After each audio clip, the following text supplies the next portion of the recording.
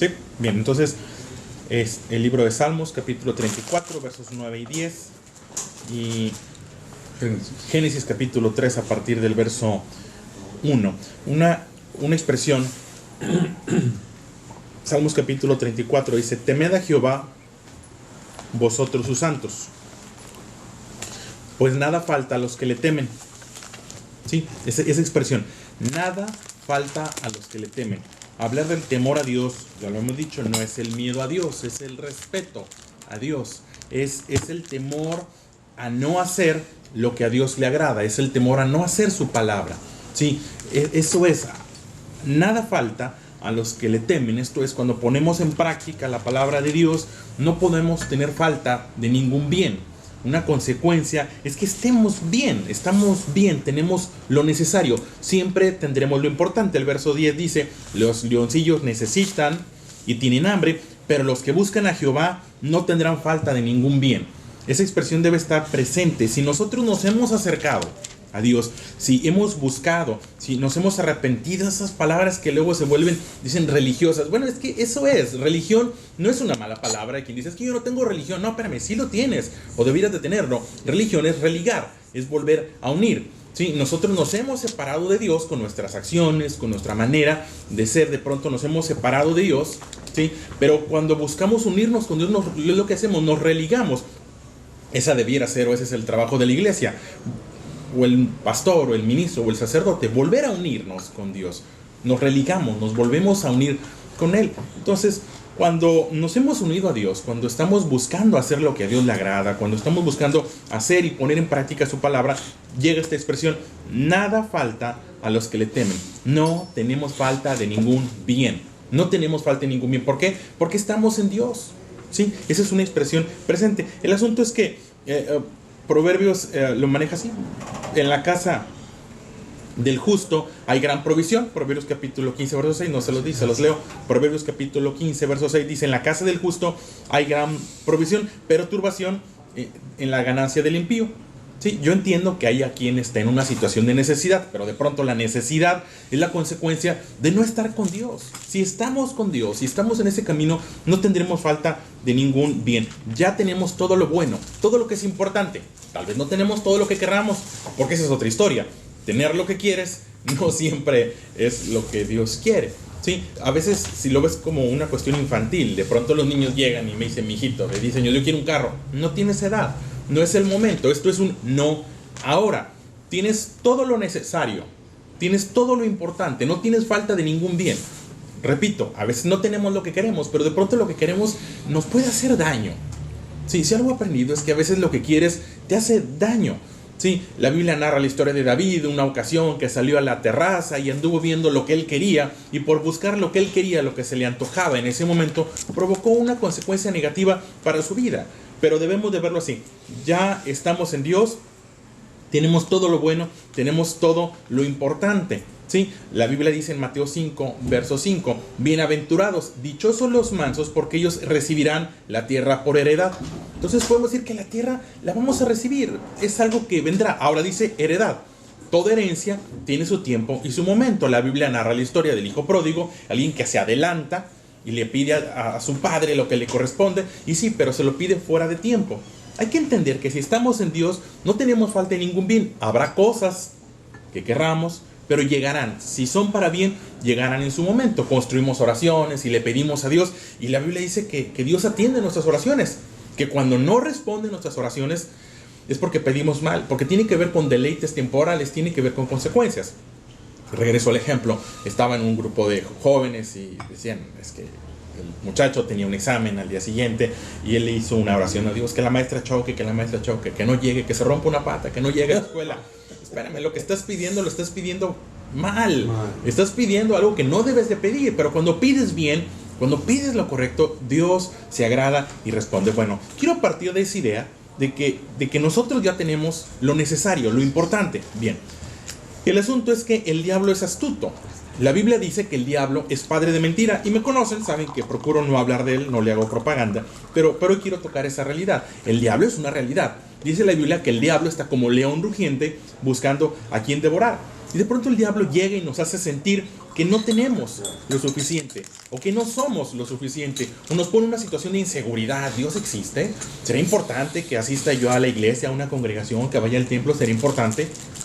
¿Tendré que leer la Biblia si yo no soy un sacerdote o yo no tengo? Y vienen esas ideas y de pronto perdemos de vista que el diablo es padre de mentira. ¿Sí? Me hace dudar de la felicidad incluso como una realidad. La felicidad es algo que debe estar presente, o al menos la paz, la armonía debe estar presente en nuestra vida. Esto es, no tenemos falta de ningún bien. ¿Sí? Esa debe ser una expresión permanente en nuestra vida. No tenemos falta de ningún bien. El asunto es que cuando llega el diablo, cuando llega de alguna forma la tentación, algo ocurre y me hace dudar de lo que tengo. Les voy a leer la historia. Queda en Génesis capítulo 3, verso 1, lo que algunos llaman el pecado original. Génesis capítulo 3, verso 1, ¿sí? La caída del hombre, dicen algunos, o algunas Biblias lo manejan así, ¿sí?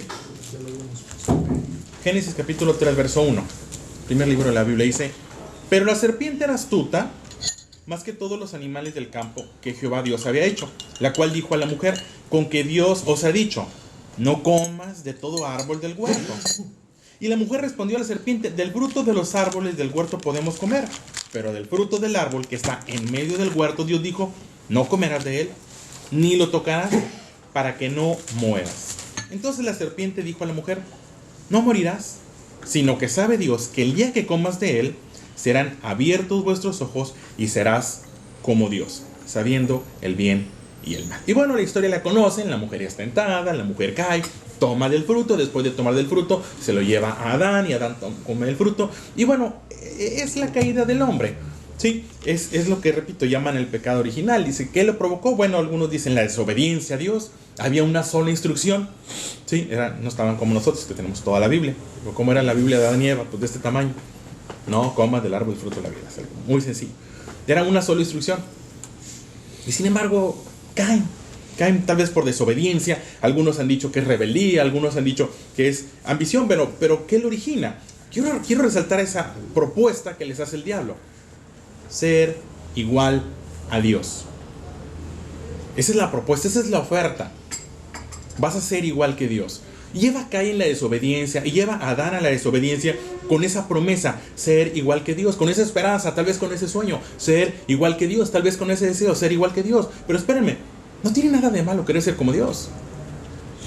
El asunto está en que ellos estaban desconociendo lo que ellos eran. Si nos vamos un poco más atrás, en el mismo libro de Génesis capítulo 1, verso 26, el mismo Génesis, dice: entonces dijo Dios, hagamos al hombre a nuestra imagen, conforme a nuestra semejanza. El verso 27 dice: y creó Dios al hombre a su imagen, a imagen de Dios lo creó.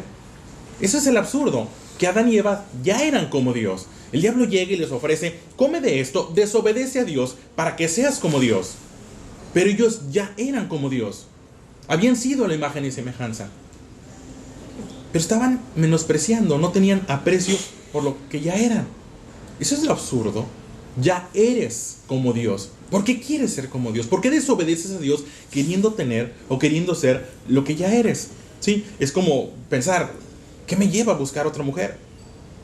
Ya tengo una. Potencialmente tengo la felicidad. La Biblia dice que el que haya esposa haya el bien. ¿Por qué llevaría yo eso? ¿Qué me lleva a hacer un negocio cuestionable? No es el hambre, seguramente no es el hambre. Si estoy en Dios, no es el hambre. La Biblia dice que si estamos en Dios, no tendremos falta de ningún bien. De tal manera que todo lo importante lo tenemos cubierto. No es la necesidad la que me va a llevar a hacer un negocio cuestionable. No es la necesidad la que me va a llevar a la corruptela. No es la necesidad. Si estoy en Dios, no es la necesidad.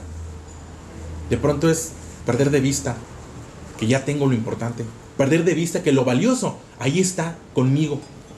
Lo que me puede llevar a desviar la mirada y ver a otra persona, a otra mujer, no es que yo no tenga mujer. Lo que me puede llevar a buscar otro hogar no es que yo no tenga un hogar. Yo ya lo tengo. Repito, si estoy en Dios, ya tengo todo lo importante. Eso es lo que le estaba pasando a Eva. Tú ya eras a la imagen y semejanza de Dios. Desobedeciste a Dios para ser igual que Dios, pero perdiste de vista que ya eras. Dios hizo al hombre su imagen y semejanza. Pero se les olvidó, o no valoraron. Y llega una oferta: accede a esto y serás como Dios. Y entonces cae. perdemos de vista que si estamos en Dios, ya somos y ya tenemos todo lo importante. El error de Eva no es querer ser como Dios. El error de Adán no era querer ser como Dios. De hecho, Dios nos anima a que seamos como Él. No es un mal deseo. Dicen, es que Adán y Eva cayeron porque quisieron ser como Dios. No es cierto. Qué bueno que querramos ser como Dios. El error está en subestimar, en menospreciar, en no valorar lo que tienes, en no creer que si estás en Dios, nueva criatura eres, las cosas viejas pasaron y todas son hechas nuevas. Y ahora tienes todo lo importante, todo lo necesario. El error está en no saber que ya eran como Dios. Nuestro error está en no saber que somos como Dios. Y puede sonar pretencioso, puede sonar jactancioso. Sin embargo, el libro de Salmos, capítulo 8, verso 4, se lo leo. Pienso que es el hombre, que es el ser humano, para que lo recuerdes y te preocupes por él. Verso 5 dice, pues lo hiciste casi como un Dios, le rodeaste de honor y dignidad. Somos hechos a su imagen y semejanza. Y tenemos la capacidad de amar, y tenemos la capacidad de perdonar, pero olvidamos que tenemos esa capacidad de perdonar. Olvidamos que tenemos la capacidad de pasar por alto. Olvidamos que tenemos la capacidad de tener contentamiento. Una expresión del apóstol Pablo es, he aprendido a contentarme en cualquiera que sea mi situación. Porque tenemos esa capacidad de tener contentamiento, porque tenemos la capacidad de tener paz independientemente de las situaciones que nos rodean. Pero perdemos de vista que somos hechos a la imagen y semejanza de Dios. Dice la Biblia, Dios es amor. Y si nosotros somos hechos a la imagen y semejanza, podemos decir que nosotros también somos amor. Y tenemos esa capacidad. No el amor romántico, ese amor romántico, no me refiero el amor que es responsable, el amor que sabe cómo dar disciplina y cómo aplicar disciplina. Valoramos lo que tenemos, valoramos lo que somos, valoramos la palabra de Dios, valoramos poner en práctica la palabra de Dios, valoramos el congregarnos, valoramos el hacer oraciones, valoramos el ir a visitar a alguien cuando esté enfermo y orar por él y pedir una fortaleza.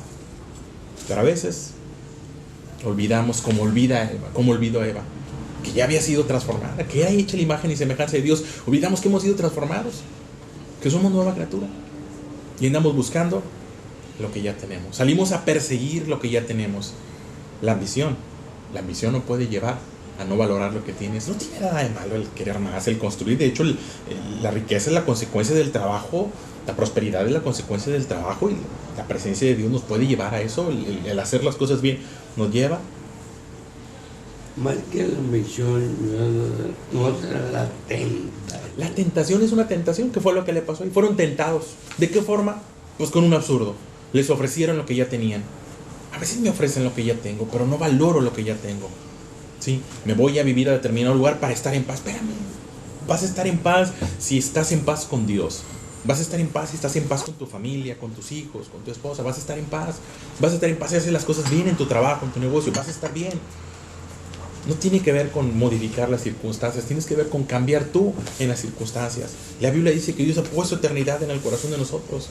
Vamos a continuar en los hijos, vamos a continuar en la historia si hacemos las cosas bien, nos van a recordar, y más importante, vamos a trascender a la eternidad con Dios. Pero llega la duda, puede ser más. Sí, pero ya soy más. ¿Habrá algo más que la salvación? ¿Habrá algo más que el perdón de mis pecados? ¿Habrá algo más que el saberme amado por Dios? Pero llega el diablo, llega la tentación. Y tú puedes tener más, tú debes de tener más. Yo quiero tener más. Ya tienes lo importante, ya lo tenemos.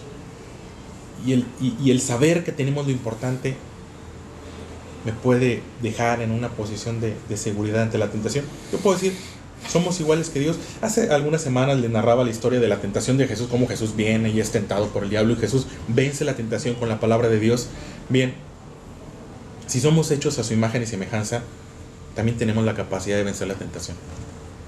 También tenemos esa capacidad. Claro que la tenemos porque somos hechos a su imagen y semejanza. Y mucho de lo que el diablo, el enemigo nos ofrece, ya lo tenemos. Como le pasó a Eva. Vas a ser igual que Dios. ¡Ey! Ya soy igual que Dios. Es que vas a ser más feliz. Ya soy feliz. O puedo ser feliz con lo que tengo. Es que vas a encontrar una sensación. Ya la tengo.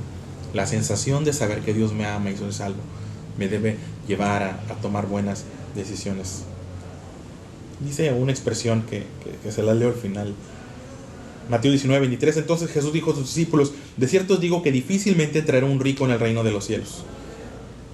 A veces cuando hay riqueza, y la riqueza no tiene que ver con lo monetario, la riqueza tiene que ver cuando tienes abundancia, y hay abundancia en nosotros, hay abundancia, debe haber abundancia, pero a veces no apreciamos lo que tenemos, no valoramos lo que tenemos, menospreciamos lo que tenemos, y hacemos un lado para ir por más, que tiende a ser muy infantil. Entonces difícilmente entramos en el reino. Entrar en el reino no tiene que ver solo con la eternidad, es entrar en la dinámica del reino de Dios aquí en la tierra, hacer la palabra de Dios. El error de Eva no fue querer ser como Dios, el error de Adán no fue querer ser como Dios. De hecho, sería acertado que quisiéramos ser como Dios. Es no saber lo que eres, no valorar lo que eres. Y el que no sabe lo que es, está en ignorancia. Nosotros somos hijos de Dios porque así lo hemos aceptado. Hemos entrado en esa dinámica de arrepentir. Arrepentir es modificar, corregir la conducta. Y entonces puedo decir, como dice el Salmos 34, no tengo falta de ningún bien. Yo no puedo ser tentado porque no tengo falta de ningún bien. Vaya, no puedo caer en la tentación, puedo ser tentado, pero no caer en la tentación porque no tengo falta de ningún bien. Porque si estoy en Dios, todo lo bueno, todo lo importante, todo lo que verdaderamente trasciende la eternidad, ya está en mí. Es triste que el hombre haya caído por perseguir lo que ya tenía. Que no caigamos nosotros por buscar o perseguir lo que ya tenemos y que no estamos valorando. Se los dejo a su consideración.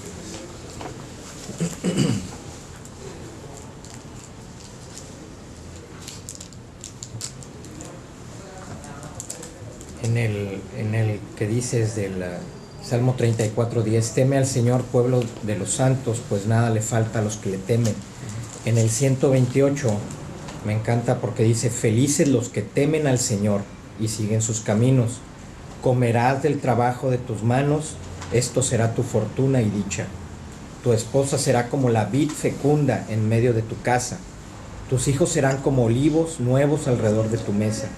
Así será bendito el hombre que teme al Señor. 118. 128. 128 de qué? Del Salmo. Del 1 al 4.